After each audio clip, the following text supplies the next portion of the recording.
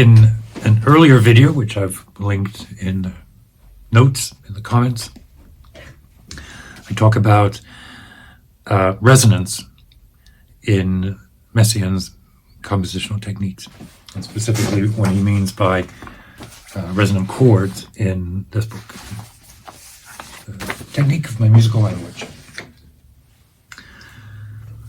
So he defines a resonant chord, which is basically a chord made up of all of the notes within the overtone series, filtered through a mode.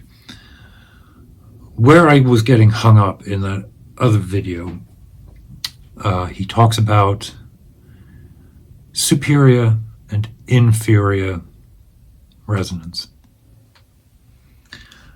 And I was getting all wrapped up, not really knowing, not having a clue what he really meant about it.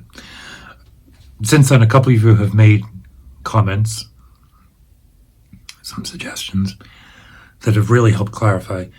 And I think part of it is that this book, The Techniques of My Musical Language, is not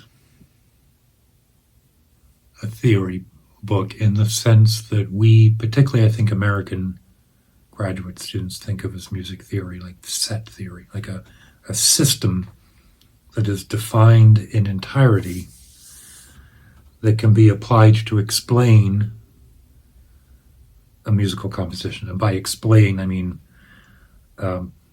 as if it were an algorithm that justified the actions of that piece. That's a broad statement, but you get the idea, right? Messiaen isn't doing that. Messiaen is approaching his compositional craft with a different idea of what explanation is. And in some ways it's not as precise as like Alan Fort's set theory.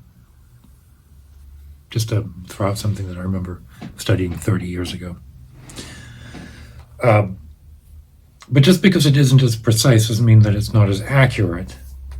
Because at the end of it, Messiaen, and I think even in this book, this technical craft book, The Craft of Composition, it's not a hymnal, it's not a prayer book, it's not quite a ritual guide, but it's closer to a ritual guide than a theory text, right? Trying to get you in the right mindset. So I'll do a summary on the whole. Now I've gone through the whole book, I'll summarize it, but I think this is true for all of the ideas that are in this book, is that they are experiential above all else. So when he talks about inferior and superior resonance, I kept thinking that he meant something equivalent to like dominant, subdominant, something functional. And he doesn't mean that. And once I let go of that, it makes perfect sense. Inferior resonance is a thing that happens below the other thing. Superior resonance is a thing that happens above the other thing. And they aren't related. They don't need to be part of the same mode, certainly not in the same key. It's a fantastical arrangement. And he even says this here. I just didn't believe what he said. He says, and I'm on page 69 of my edition, and I'm translating roughly from the French here. So Paul Dukas parlait souvent, spoke often of the effet de résonance, resonant effects. And that should have been the clue right there. These are effects. These aren't grounded in functional harmony. It says right here, effet de pure fantaisie, effects of pure fantasy.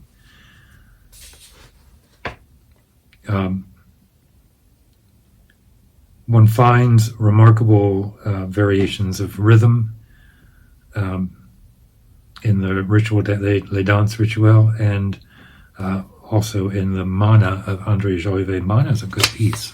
I might play that would be a good piece to dig into here. So resonance superior gives the example here. I'm not going to bother doing screenshots. I'm just going to show you here. This is the chord. These are both, now they are coherent in the sense that this is a modally derived chord, and these are a sequence derived from the voice leading of the modes. But they're not related except that one is above the other. That's the superior. Right. I'm going to play this very slowly because there's a lot of notes. But here's the chord. Right? And then here's the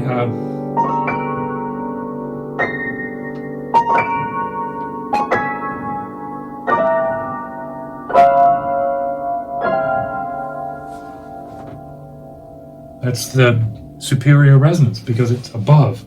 Try that again.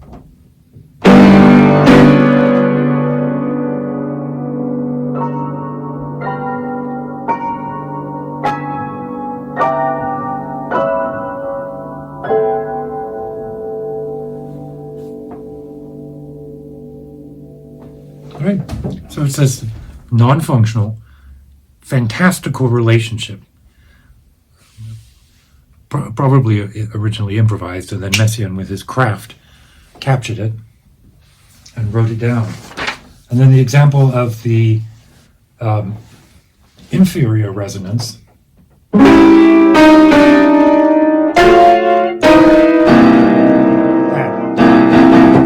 Inferior, not because it's reduced in any way or it's sub in any way or it's functionally different. It's just, it's below it.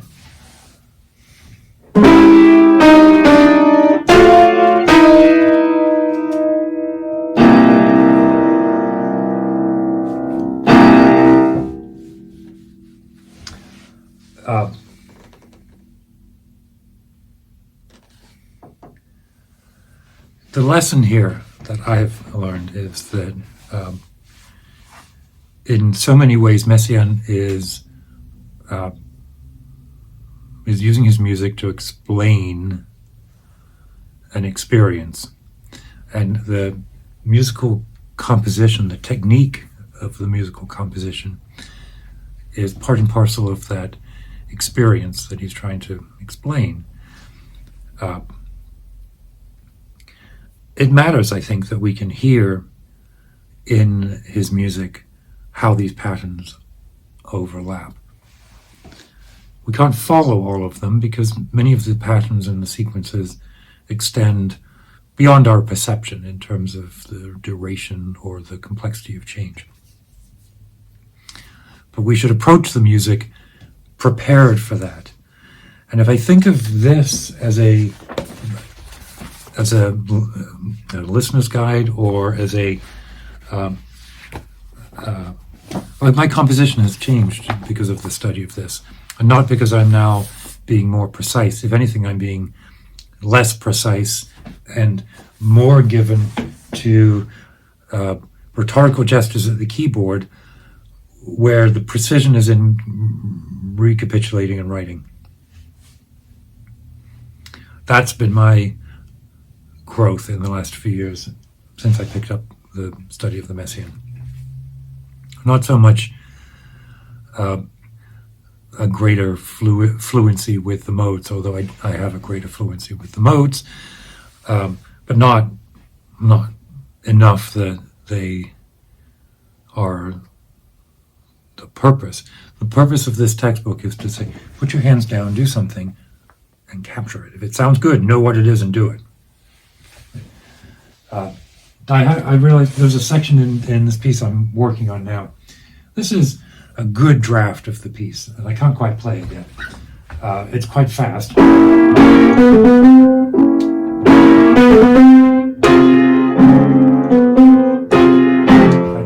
But the inferior resonance, it moves up to, I've got my chords up here.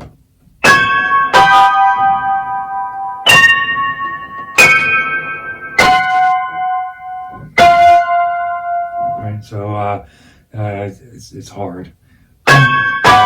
but I go, right?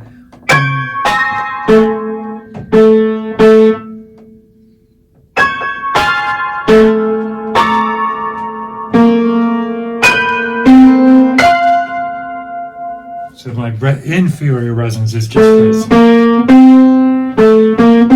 I've got my chords up here, you know.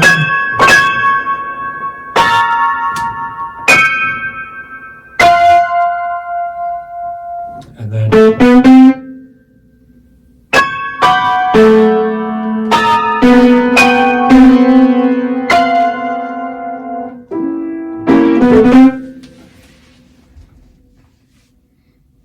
I could be wrong again, but that's how I'm reading inferior and superior resonance today. Aspirationally fantastical, precise in the capturing, fluid in the unearthing, the original improvisation. And then it is non-functional harmony, and so the terms never mean the same that they do when we're analyzing Bach, for example, right? There's voice leading, there's a rhythm, there's gesture, there's harmony, but and there is coherence to those in Messiaen, but it's not functional in the sense like that. What I just played for you isn't functional, except once you've heard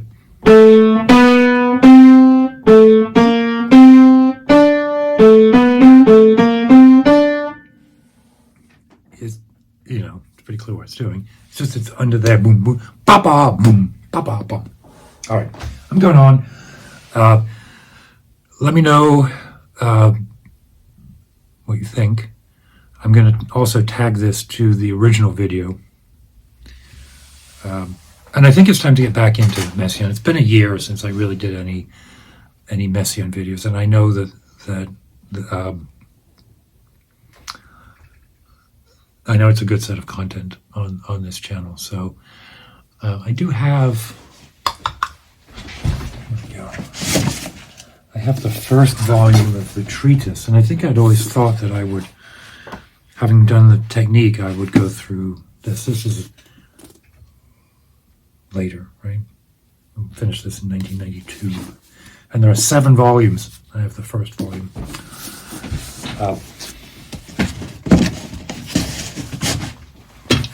Anyway, so maybe more to come on that. And certainly the Jolivet, I have that score. I've just never dug through it, but it's a good set of pieces.